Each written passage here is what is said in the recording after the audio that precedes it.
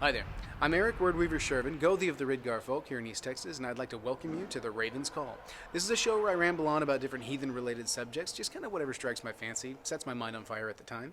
Big UPG warning at the beginning of this episode, like always. This is just the thoughts of one heathen here in East Texas, the kind of way I go about heathenry, and the way that I do things, the way my tribe does things, and hopefully it serves as kind of a educational starting point.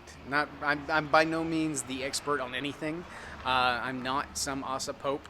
I'm not an authority in any way, shape, form, or fashion, other than I've got decades of experience of real life, boots on the ground, living my heathenry and building my tribe and my community in the area. And like everybody, it's getting more and more difficult to get people together, so we're having to get inventive and creative on how we do that. But all that taken into account, take what I say with these as a conversation starter. It's intended to kind of get your gears turning on maybe some areas of heathenry that you haven't thought of, or maybe to spur you into a way to help grow your tribe or your kindred or whatever in a way that is beneficial and forward-moving for you. So there you go.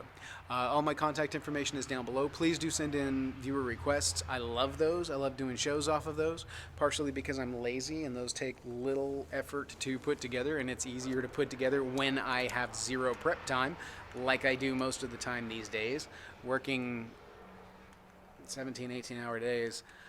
I don't have a whole lot of time to sit down and prep an episode, so that's why I've gone to the bi-weekly thing, and so it gives me a little bit more time to draw in ideas for episodes. Plus, when you get up near 200 episodes, you start retreading common turf. And I try not to get too redundant with these if I can help it. But nonetheless, do write in. I got my P.O. box down there. I've got my email address. The Facebook group is fantastic. There's some great people on there that can help answer questions if I'm not available. I know Jesse from Midgard's Musings pops on there frequently, and then there's several other really good heathens that will jump on there and help out in conversations. I know Amelia gets on there frequently. She's with the River Pine Kindred here in East Texas. I think that's their name. I hope I didn't just botch that up. She's a friend of mine, and I'd really hate to misrepresent her kindred online. But she's got her own Arklatex meetup group for the Texarkana type area up there, and then I know Jesse's got a Middle Tennessee Heathens gathering group that he's built up over there in Tennessee to gather up people for meetups and stuff. I've got East Texas Heathens here in the Tyler area. We are kind of on a short hiatus while I kind of figure out my work thing. I've done a meetup here recently. I'm going to try and do another one coming up soon. I don't know if I'm going to get to do it in December because of Yule. Yuletide eats up what little free time I have, and I would choose to spend that with my tribe. I hope you guys understand why. So, and I'll do a little bit of something about Yule during Yule. I try to do a Yule special every year, just because it's special for me. It's a big time of year for me. And this year I'm going to be working heavily because of the, no purchase, no pay approach to the night job, as it were. Don't work, don't get paid. So, yeah, I'm going to be working quite a bit. But I'm going to try and get some stuff in there where I can, and hopefully have something interesting for you guys for the channel. We'll see, I hope. Fingers crossed. So onwards and upwards to today's subject. Now today I wanted to talk about something that is a mind fire for me recently. I've been thinking a lot on tribal identity, and that with the whole spatial presence of heathenry, the spatial approach, the bringing it into the world around you, into your space, and really claiming that tribal identity. Now I've talked about tribal identity on here before. I've talked about doing things like setting up rituals and festivals your way, setting up the calendar your way, but let's talk specifically about your tribal identity. Let's talk specifically about like tribal mythos and things like that, and what that really means, because I've talked before about tribal mythos, but I kind of want to retread that and go a little bit deeper in some things, okay? because we have the mythology that is extant, that is still here. And we have the stories of Odin, we have the stories of Thor and Frigg and Freya and Frey and Balder and Heimdall and all of these wonderful god stories that are the basis of our belief structure, or at least of the belief structure of many that choose that particular naming structure for the Aesir, etc., etc., I have to caveat that because Anglo-Saxons are going to have different names for their gods. They may have different gods entirely. Those that are more of a Finnish approach will have completely different god sets than what we work with in a more Norse-Icelandic approach to things. Now, that's a thing that I really want to touch on, because you will run into a lot of Norse-Icelandic, a lot of Anglo-Saxon, and a lot of Germanic kind of aesthetics as far as what a tribe will choose to be their image, to be their face. And I love this because it touches on the ancestors and everything, but I'd really love to see people explore how to make their tribe their own. Because here in Texas, we do things a certain way, and there is a certain approach to heathenry from a Texan standpoint, as far as, the way we do our land, the way we are with each other, just kind of culturally in the area, that really jives with heathenry. And we find ways to bring our heathenry into that world, and to bring a bit of that into our heathenry. Cookouts are a big thing, and so we do a lot of our festivals as cookouts, because that's a Texas thing. We do that. A lot of outdoorsy stuff, because we're an outdoorsy kind of people. We like, when we gather, we like to get out into the sunlight or into even the overcast and whatnot. We like to sit outside. We like to build a fire. We like to do a lot of our things out in the yard. And so that's a lot of how we build our structure for our festivals and things like that. So that's just kind of some ideas there as far as, what I mean by, incorporating your surrounding area and your space into that kind of spatial identity of heathenry. Specifically in working with your specific land and your specific homestead, and how you kind of bring your heathenry out into that space and incorporate that.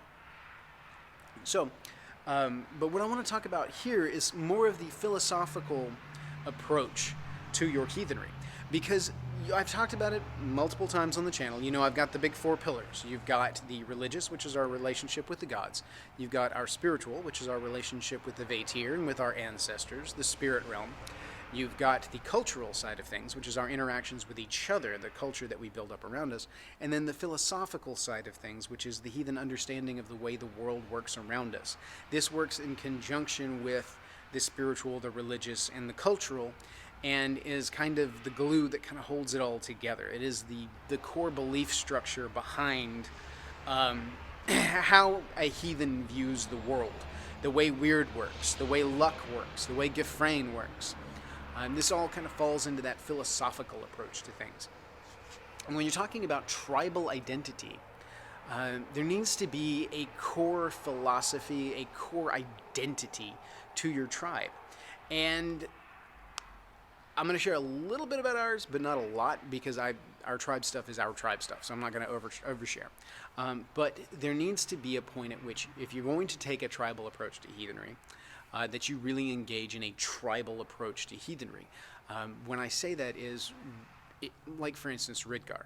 We are Ridgar, and we are, like, the tribe itself is Ridgar. And Ridgar as a tribe has to be its own entity. It has to be a living, breathing thing that takes on a life of its own. It's not just the individual members. If it's going to survive into future generations, it has to be an entity. It has to be its thing. And so its name is Ridgar. And that's the same for many of you with your tribes and your kindreds. Your kindred, your tribe, your hearth, whatever your grouping is, has its name. And it's not just the moniker for the group gathering. It's not just the name that you put on your Facebook page. It is the name of your tribe. It is the name. I'm going to use tribe because that's my bet. So it only works if I go that route. So it's the name of your tribe. Your tribe is its thing. It is a living, breathing organism that you hope will survive you into future generations. In order for that to happen, you have to truly embrace it as a tribe. It has to be its own existence, independent of the members.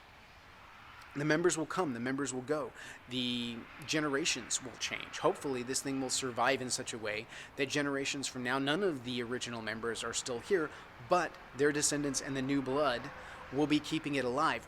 That tribe will be alive, and its name will survive with it, because it is its own thing. It is a living, breathing thing, and we make up the cells and innards of this tribe. We are the blood pumping through its veins, and it has a soul of its own, and we feed that. We feed the tribal luck, and of course the chieftain, Goli, whatever your leadership is the seat of that luck. They are the ones that are the go-between with the tribal luck and the rest of the people. They dole it out. This is where the gifting comes in and things like that. The more you can do that, the better you are. Better off you are as far as the luck exchange goes. It doesn't necessarily have to be like, hey, I am giving away tons of money, but attention, time, handmade gifts, things like that. Energy, exchanging energy with each other is how you exchange luck. And attention, largely, a lot of attention, and intention. Intention is just as important as attention. So, this tribe in and of itself, like with Ridgar is the name of the tribe. That makes the folk of Ridgar the Ridgari. We are the folk of Ridgar. And something that is of Ridgar is Ridgarin. It is that Ian suffix. It is of Ridgar. So there's the Ridgarin, and there are the Ridgari. Because the tribe is Ridgar. We are Ridgarin because we are of Ridgar. We are the Ridgari because we are the people of Ridgar. And that's where I really want to drive home today. Being the people of your tribe. Being a people. The name of the tribe it shows up on things as the Ridgar folk because we are a people. We are the people of Ridgar. We are the Ridgari. And that, when you really start looking at what it means to be the people of a tribe, and you see the tribe as its own entity, its own thing, you are its people. And you become a people. You are a tribe, banded together, not as a club, not as just a gathering of people for a worship purpose. You're not a church. You're not a drinking club. You are a tribe of people who are bonded together. Now, Ridgar, of course, translates to storm spear. It translates to storm spear. Rith from the Old Norse Rith, which means storm, and then Gar, which is Anglo-Saxon for spear. So we are the storm spear, which is a kenning for lightning. And so a lot of our tribal identity is built around imagery of the storm. And so a lot of our tribal mythos, as it develops over time, builds up around this kind of storm aesthetic. And so there will be things like position names, which will be influenced by that. Ritual proceedings that will be influenced by that. But it becomes a core flavor for everything that we do.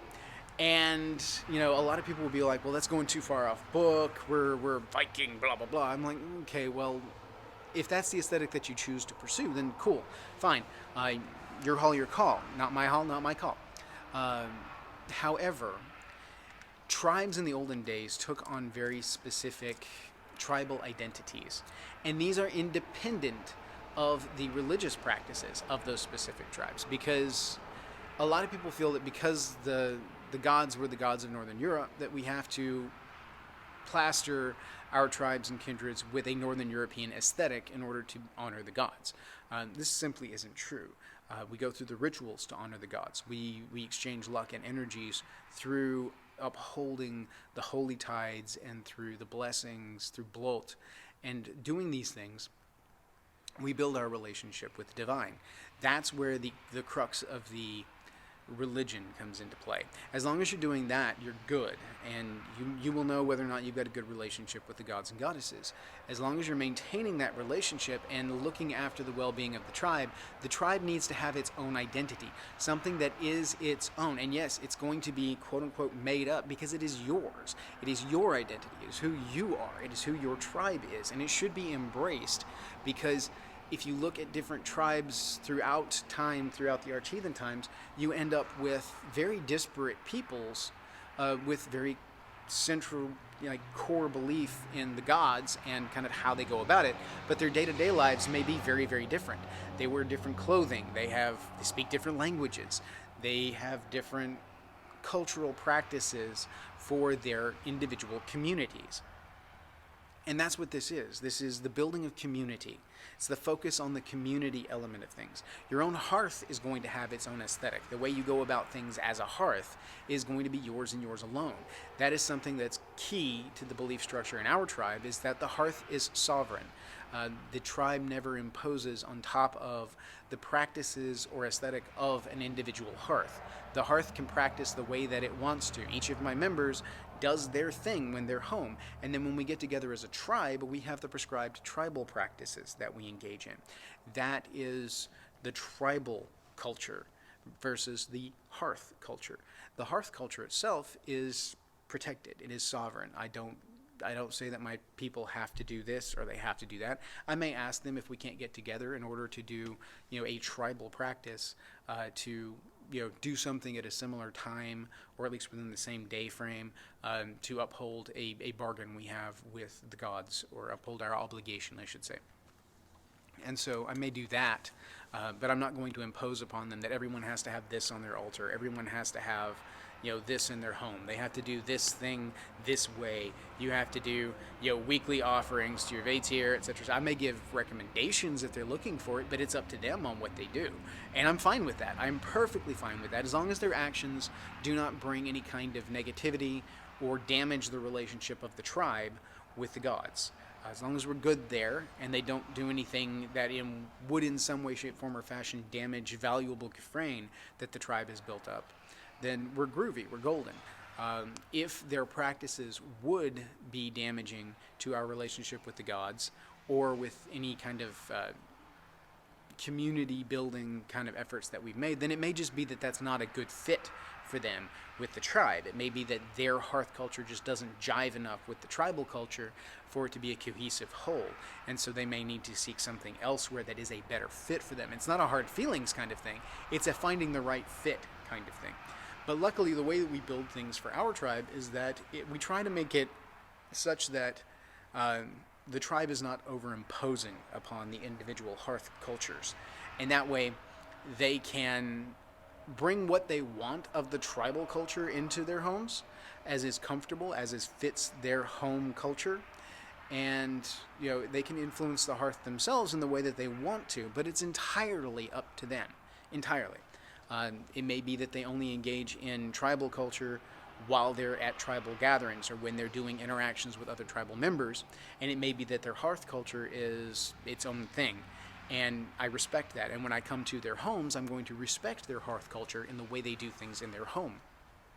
And one of the ways you can kind of encourage this and respect the tribal culture, or the hearth cultures within your own tribe, is by, if you are visiting, even if you are the Gothi of the tribe, if you are visiting the hearth of another family, maybe let them lead ritual while they're there, because it's their stead, and they have the connection there, and they have the hearth culture there. Maybe engage in their practice and show respect and honor to them by engaging on their level. It's a wonderful practice. It shows honor, it shows respect, it builds connection, and you gain a better understanding of your tribe mates. So back to the whole tribal aesthetic thing, though. Everybody's tribe may be different. You may have a tribal aesthetic that is built around the imagery of oxen, and you may use a lot of ox horns or bull horns with your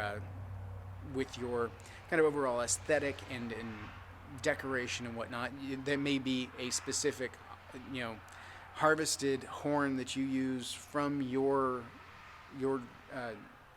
herd Words are not coming to me today. And there may be a specific horn that you've harvested from your herd that is the ritual horn.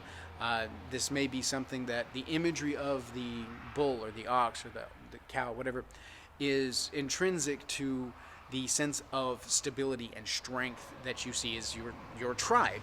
And so you may be the people of the ox. And that may be something that you really incorporate into the aesthetic of your overall thing. But it comes further when you get down into your mythos, what you build up around your mythology for your tribe. This is not just the gods' mythology, but your understanding of the world around you. Like with the Storm Spear tribe, a lot of our understanding of the world around us is the storm. The storm that we are entered into the world, and how we deal with that, how we seek haven, what we do with each other, and how we interact. Again, that's private, so I'm not going to go into our details on that, but it does inform a lot of those practices that we have. Let's go off the wall here, and let's say that somebody was of a river tribe, right? And let's say that you guys live on a river or near a river, and that you are river rats. You like to fish, you like to spend a lot of time on the river. The river may be very big in your culture. If you are river people, then perhaps the name of your tribe may take on a tie to that river, especially that river if it is yours. If you guys are on we'll use Texas. If you're on the Rio Grande, you may take Rio Grande or something like that into your name in order to show reverence to this river that is a key part of your culture. And at that point, your mythos may begin to build around the river. It may be that you see life as entering the river, and that the people around you are your boatmates, your shipmates, those that are with you through the tides and the going through the flow of the river as you go through time. And there may come a time when someone has to go to shore, pass on, and return to the hall of the ancestors. So they step out of the river and they step back into the land and rejoin the ancestors. There may be new births, or when someone is brought onto the boat, new blood is brought onto the boat. And that's a core to your Hearth, your mythology for your tribe. And that builds on itself over time. And then you end up maybe building your positions within the tribe after ship names, after positions on a boat, as it were. It doesn't necessarily have to be, you don't have to go through, and your Thule doesn't have to be a Thule. That was something that was specific to a time and space that doesn't necessarily take a spatial approach to heathenry. Spatial approach to heathenry means that you are incorporating where you are and what you're doing and making your life part of your heathenry.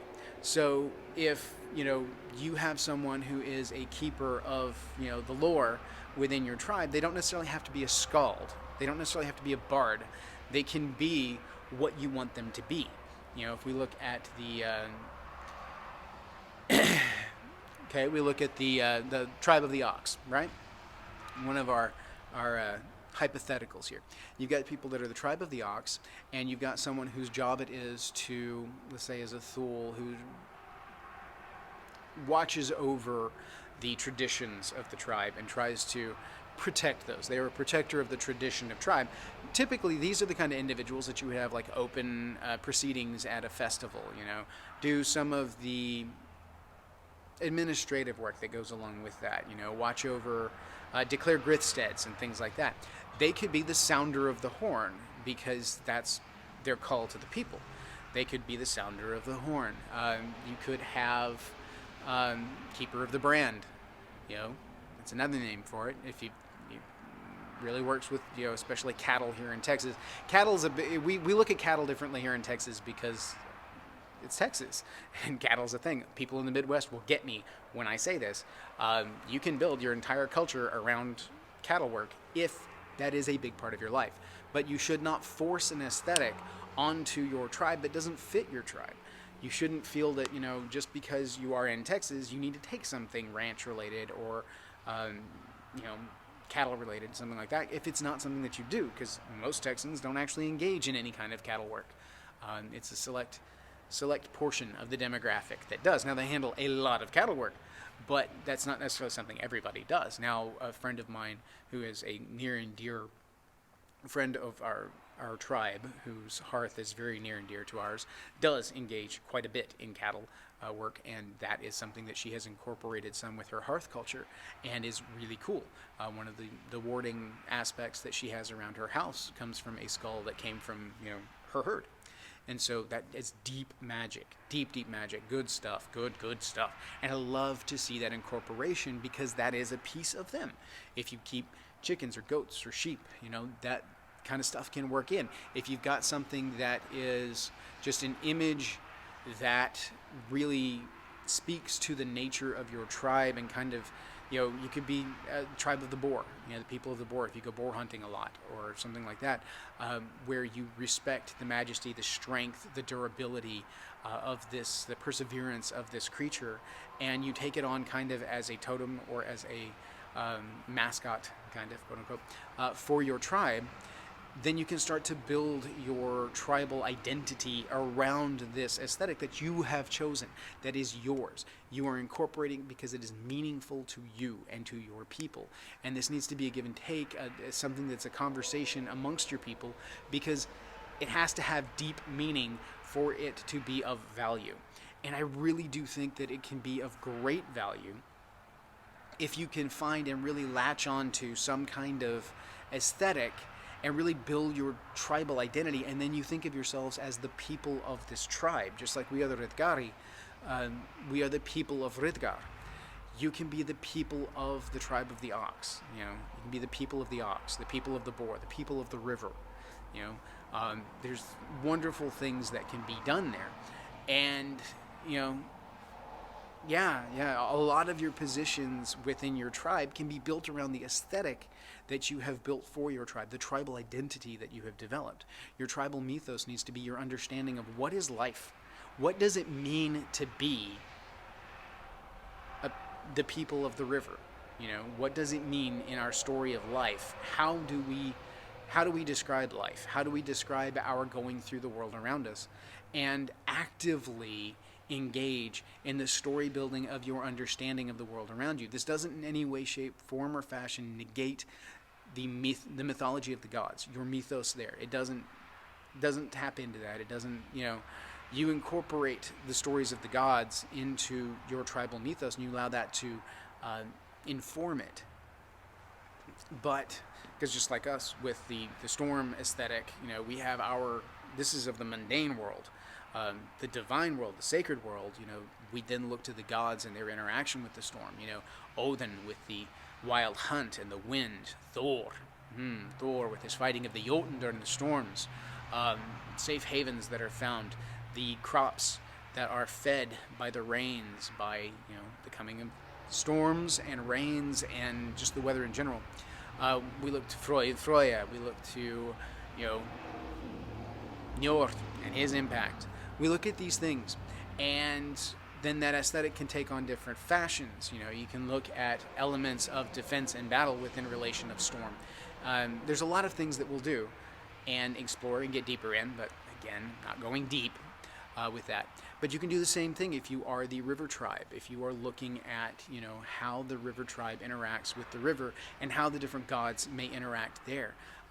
Different stories may take on different meanings for you in that extent, because if you are a river tribe type people, then the stories of Odin questioning Thor from the boat and refusing him passage, there may be some deep metaphor that you can pull from that is deeply meaningful to your tribe, and then that particular myth takes on a different weight for you guys than it does for another tribe. Still valid, still perfectly valid within the realm of heathenry, but it is something that is intrinsic to your people. You may also develop your own understanding of the gods and mythology that builds up around your interaction with the gods. And that's another thing. Mythology, as we understand it, the stories of the gods that are passed down are the stories of how our ancestors viewed the gods, are the stories of, the stories that they told to impart the personalities and the nature of the gods. It's not like we believe necessarily that the myths exist exactly as they're written. I mean, we can't even believe that because they weren't written down by heathens to begin with. They were transcribed by Christian scholars well after the conversion. We've lost so many myths, so many stories that it boggles the mind to even think about what could have been had we had all those stories. So maybe it's time that people begin to build their own stories, begin to tell their own stories, and you begin to understand your relationship with the gods, and bugger all what anybody else says, because it's your tribe, it is your hearth, and it is your understanding of your world with the gods, your interaction and your relationship. That being said, it is just a word of warning. It is typically, because that all falls under the whole UPG element of things, it's inadvisable to bring tribal belief to a big forum to discuss. If you're discussing in a forum, that's where you're going to find your hardcore recons and the kind of recon approach to things, because they're looking at the commonalities, the things that we have written down, the things that we have in archaeological studies, things like that. If you're entering into a discussion of tribal practices, then yes, by all means, that is a perfect forum for you to discuss your tribal practices and how they relate to other people's. But it's not going to carry the same weight if you're entering into like an academic type discussion or a discussion of arch-heathen times with other people if you try to impose your tribal beliefs onto arch-heathens or onto heathenry in general, because it doesn't transpose. That's your beliefs, that's your structure, and that's not the venue for that. So don't go toeing into some of these big heathenry message boards, showing my age, Facebook groups, things like that. People don't do message boards anymore. But don't go towing into those expecting to be able to say, in a discussion of, say, Froya, and discussing, the age-old, is Froya and Frigga the same person? Don't go in with your tribal aesthetic and your tribal belief structure and use that as an arguing point for this, because that's not what they're arguing. They're arguing the specifics as it related to arch-heathen times. Whatever they find is irrelevant to what your tribal belief is, unless you use it to inform your tribal belief, but that's up to you. Your tribal belief is yours, and your tribal belief is sovereign to your tribe the same way my tribal belief is sovereign to mine. Just like each hearth belief and hearth practice, hearth culture, is sovereign to those specific hearths within my tribe. So that's kind of the way that I approach that. I don't recommend towing into big conversations with your tribal aesthetic and your tribal approach. But that's because you're meeting on kind of a common ground thing. When you're on your ground, you do you. And by all means, embrace it, because we are disparate people. I talk a lot about false kinship, and this is part of the reason why it's such a big thing for me. Assuming that all heathens are part of the same people is eschewing the grandiosity and beauty of how diverse heathenry actually is. When you get down to the tribal differences of these people, when you get to embrace the tribal identities of each of these groups, you see that these are very, very different people. They have different approaches to things, and you can look to, for inspiration, you can look to other tribal type peoples and see how they go about things. You can look at like Native Americans, for example, because that's, here, something that we deal with that is a part of the history of our land. And that's a whole touchy subject, especially with, imperialism and whatnot. I'm not going to toe into the dodgy aspects of all of that, because it can be very touchy, and it is very complicated. There's a lot of very good points on both sides. But if you look at some of the Native American cultures, there are some core belief structures as far as kind of spiritual belief and kind of the religious mythos that goes along with that.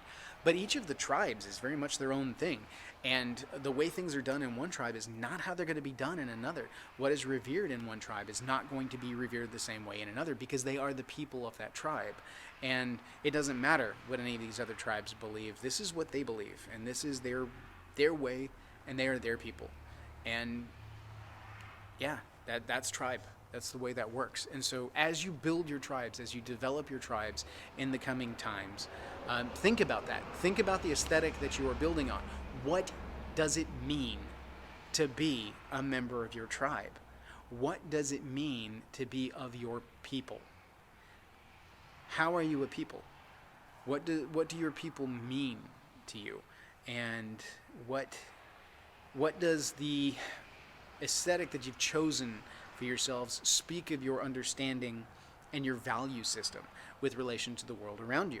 A lot of you have already picked names that resonate with you for a reason. Okay, look at that name and figure out why it spoke to you. What is it about that speaks to you? What is it that is speaking an inner truth that needed to come out that fits so well with your group? Because there's a reason there. There is. You chose that name for a reason. Now explore it, delve it, really get to the nitty-gritty of it, get down to the basis of it. It may just have sounded cool at the time, but there's a reason that it resonated with you. So take your time and really get to know it. What does it mean to be this people? You know, if you are the people of the spirit, if you are the people of, if you've named yourself after one of the gods, well, what does it mean to be that? How does that influence your tribal structure? How does that influence your tribal aesthetic? You know, look to these things. And what is it that you actually named yourself after? You know, there are tribes that have named themselves after kennings for Mjolnir. Well, okay, what does that mean? Because Mjolnir itself is not necessarily an aesthetic that you can build an entire tribe around and a mythology to. But, you know, what aspect of Mjolnir or Thor's role with Mjolnir spoke to you? What imagery does that invoke to you? What does that bring up, and how do you identify with that as a tribe? You know, your tribe may very much identify with the kind of generalized Norse Icelandic approach or the generalized Anglo-Saxon aesthetic. That's fine. If that's what works for your tribe, go with it. Absolutely. But that's not for everybody. And a lot of times I feel it's not for most people unless you're actually from over there, because you get a lot of disparity between, say, Norwegian, Icelandic, Swedish, Danish heathens, you know, the Scandinavian heathens, and heathens in the rest of the world, because they feel like, some of them feel like, not make generalizations, some of them feel like because they are of that place that it's theirs and that, you know, we're culturally appropriating their stuff. Whereas, you know, a lot of us come from heritage from there, so that doesn't really carry. But we're doing our own thing. We're doing our own thing. We're not trying to belong to some great meta culture. I think meta culture is the wrong way to go about things.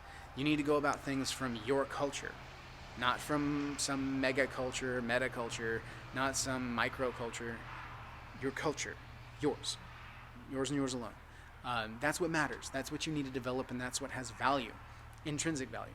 And then as you interact with other tribes, they will see you, and the people of the river may interact with the people of the ox, and they may have severe differences in how they view the world, but they honor the same gods, and when they come together, they can honor the same gods in some kind of common ground.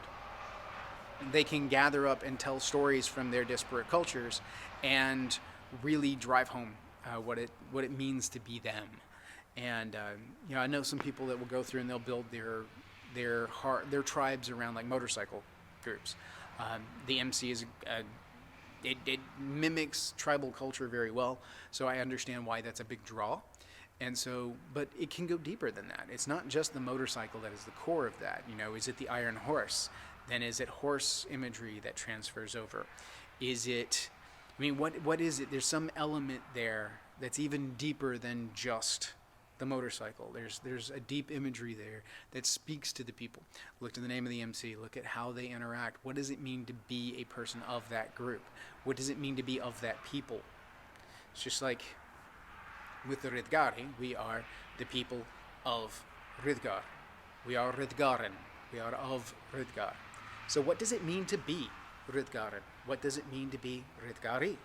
What does it mean to be of the river people? Of the river tribe? What does it mean to be river people?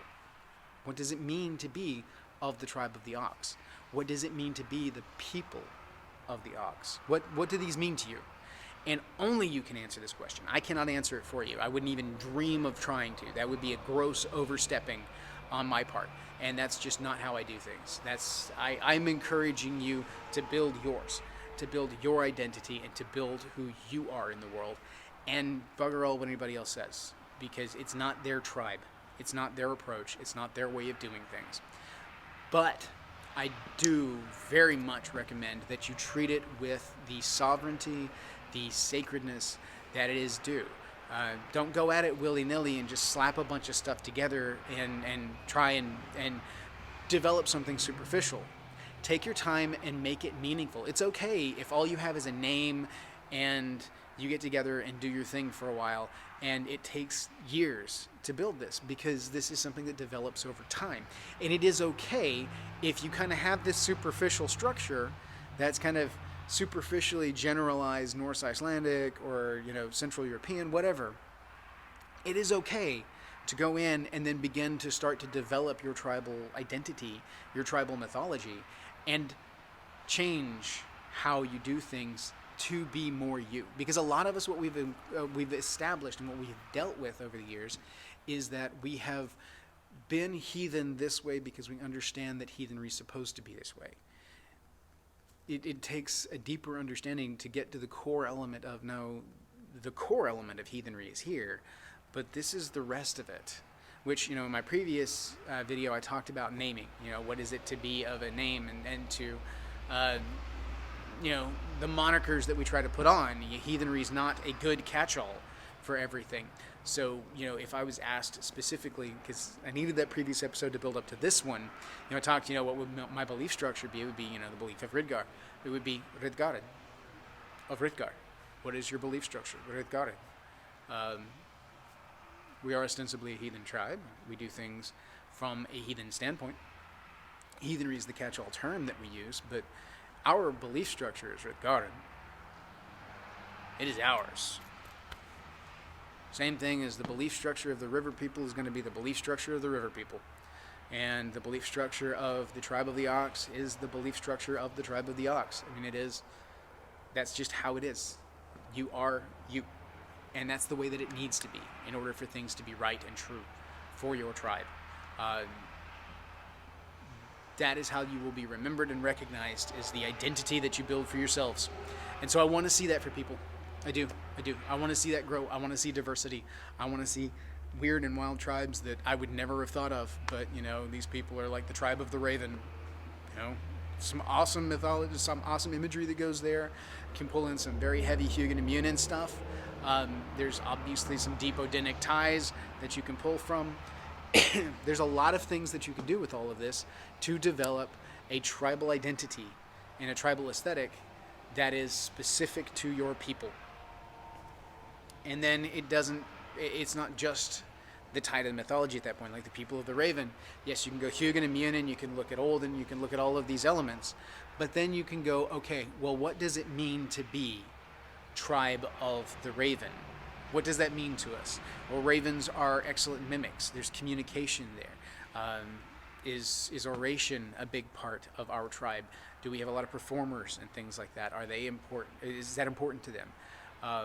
Is that something that we can incorporate heavily in certain niches and nuances of our tribe? Flight. Does flight have an impact on it? Do we have people that are big into piloting? Do we have people that are into remote airplanes? Do we have people that are into hang gliding? How do those things work in? Memory, Munin. Keepers of lore, keepers of history. Do you have some bookish librarian type people? That's a cool thing. You could build an entire position around a Munin-centered, element there.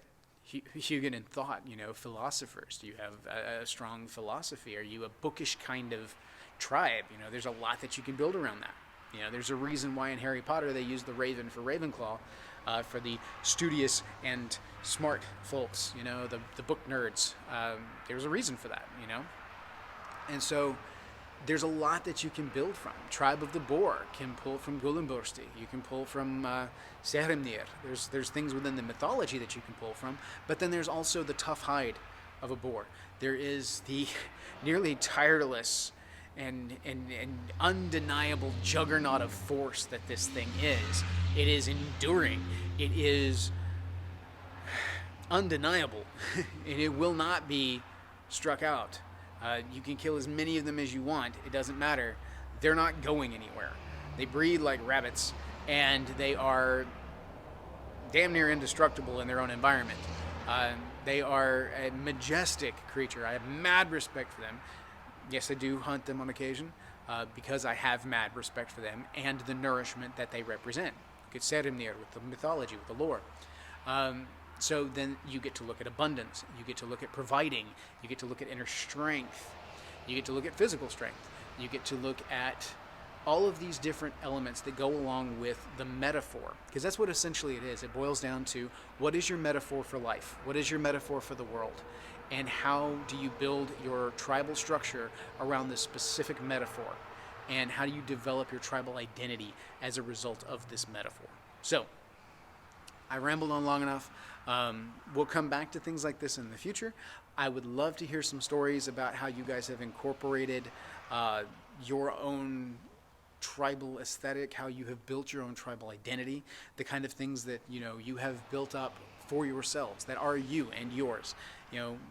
Everybody's got a Thule, everybody's got a Skald, everybody's got a Skjold or a shield bearer. You've got these things that are typical titles, but that doesn't necessarily have to be the way that it is. The river people, their Thule, who is guiding the path of the traditions and making sure things stay on the right path. You may have a captain who is your Godi, your chieftain, whatever that is, commanding, but your Thule may be your steersman, who is keeping you on the path, making sure things go the right way. Your lore keeper may be the keeper of the charts. Your magic folk may be the star readers. There's no telling what you guys do with your specific development. And there's some really cool things that can go along with that. Even with Tribe of the Boar, you can look at specifically the tusks. The tusk bearer is the defender, the shoulder.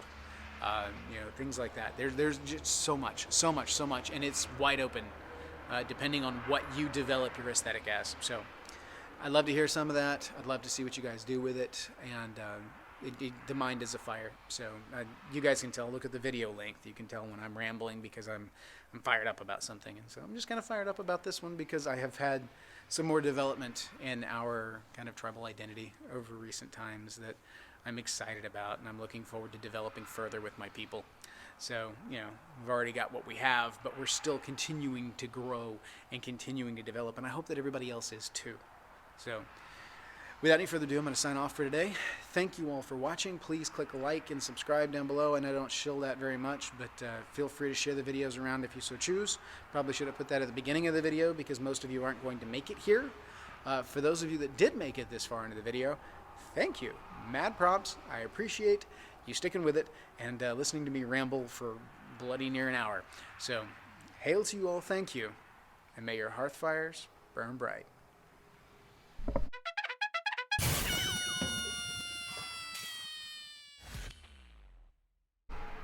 Okay, I'm going to try and give this a shot again. Forgive if there's any background noise. We do have the bay door open. You know how that goes. So, let me see. Life in general for the post-credits. Same. Insanely busy.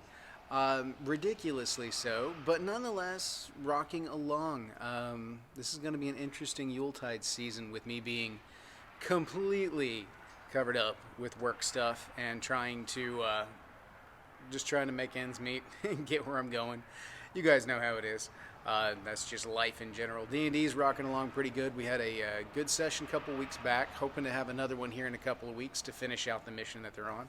They started out one mission, and I really enjoyed this one because I played it up as a mystery. They come in and they start hunting. It's like an episode of Supernatural. They come in and they find some clues as to what this creature might be. Not sure exactly what's going on. They still don't know the full story. They're working on uncovering that, and they may or may not actually uncover all of it. We'll see. It depends on how good they are at sussing out the details. But basically, it was a kidnapping kind of thing. They've had reports of a kid that was stolen by some slimy frog-like creature, and they didn't know frog-like at the time. They just knew some kind of slimy creature. And so it was fun listening to my players conjecture as to what it might be, and then running through and going down the monsters manual, basically, of all the different creatures it might be. And I don't think any of them guessed it outright. When they finally ran into this creature, They went and they were going and scoping out. As a DM, it was kind of difficult because I had planned for them to kind of, maybe come into town, do some investigating, and then maybe bed down for the evening, because it's not unusual for them. But no, they want to get right to work. So what do? They go through and they start, doing the investigation. They start scoping out the tree line, setting up watches and stuff. I'm like, great, they're going to do watches all through the night, so I'm going to have to amend my plan a little bit.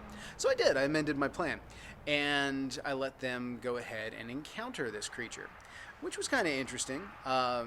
They ended up doing I had the creature sneak into town. I rolled stealth check for it and did it against their passive perceptions, and luckily snaked it right in there, gave it a bonus for its invisibility, and so he got into town, snatched another kid, and it was fun. This sucker starts running away, right? That's how they encounter this thing. They hear the screams, they see a creature dart out of the tree line, and then disappear, because this sucker can disappear and turn invisible. And so I have him turn invisible and teleport 30 feet, and so it's a race to the tree line to see if it can get away from them. And they snagged it a couple of times, just enough to get the juices going and get the race going on. And then they end up running towards the tree line, and they follow the sucker into the tree line. And it's as they're running through, chasing this guy, they managed to gun this one down, which is okay. There's still stuff for them to find. But it was fun because they had to, once they got into the tree line, they had to find this guy again because he was invisible and slinking through, and I was having to wait until he either failed a stealth check or they got a really good, perception check kind of setup going on, and it was cool. It was fun to watch my players go from hunting to hunting. And it was a lot of fun. They're on top of some ancient ruins that nobody knows the story of. It's from millennia ago kind of thing, and it's just fun to watch them do this. I really enjoy creating the sandbox and then just letting my players do their thing, because that's never what I expect. And I love that. I love not being able to predict my players. If I can predict my players, then it gets boring as a DM, because you're just going through the motions at that part. But my players keep me on my toes. They keep me guessing. They're creative. They come up with all kinds of stuff, and I love it. I love it. I love it. If you guys DM any, do not get frustrated if they go off book, if they go off script, if they go in a different direction. I guarantee you that's where the most fun happens. If they want to do something crazy, play into it. Figure out a way to work it in and let them be a little crazy, because that's where the cool stories come from. That's what you guys are going to come back and tell the stories of for generations to come. I still have stories that are told of my massive werewolf game I played, like 20 years ago. And it was crazy because I had this huge group. I had like 12 active players, and many of them had multiple characters. So it was like, there were like 20 player characters in this party. It was ridiculous. I will never do anything that large again. It was insane. The only reason that it worked was because my players sandboxed well. I could compartmentalize the groups and let them sandbox while I focused on another group. They did some great character building. They did some great work just in general. And so it was fantastic. But I still get stories of when one of them skidded. They stole the motorcycle from one of the NPCs, and rode it into battle, and then did the whole jump on it, skid off of it, jump off into the background, and then blast the gas tank so that it exploded in the middle of the enemies. Oh, it was epic. I loved it. Probably should have made the rolls a lot more difficult than they were to make it happen, but I wanted to see this happen.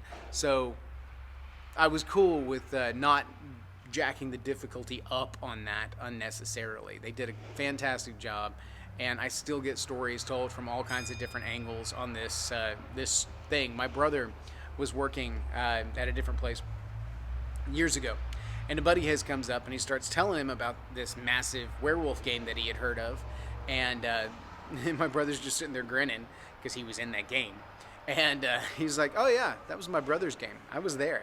And he starts filling the other guy in on some of the other epic stuff that happened during this particular game. and it was just fantastic. So that game has reached legendary status in our area, and I love that. It's kind of cool.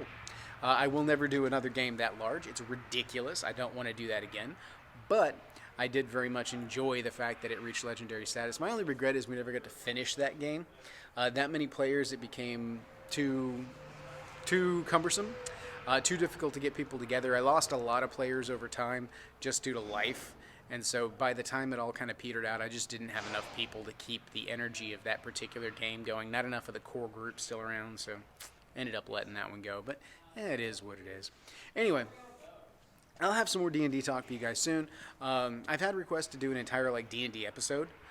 So if that's something you guys are interested in, I will do a little spin-off thing and talk some about game, talk some about theory crafting as far as game crafting goes, DM design, some of the storytelling tricks that I've got for it, maybe even show off some of the books that I've got collected there at the house. That takes a little bit more prep, but I don't mind doing it as a kind of one-off kind of, hey, here's the D&D special. So it's up to you guys. We'll see how it goes. Plus, it depends on where I am time and energy-wise, because I'm beat these days. Anyway, we're going to roll on to today's episode, okay? So I'm going to adjust this camera a little bit because I've set it a little bit too low. The problem is I try to get the hammer in there, but then I also have to still be close enough for the microphone to pick me up. And that's not always an easy thing to do. So I've set it such in a way that it keeps cutting off the top of my head. I may just have to sacrifice the view of the hammer. Heathens like to see the hammer in the video. It's just one of those things. But, oh well. It is what it is, and there's no way for me to really jack it up higher because, it's a heavy chain. It hangs down. Anyway, so we are on in 3, 2, 1. Let's jam.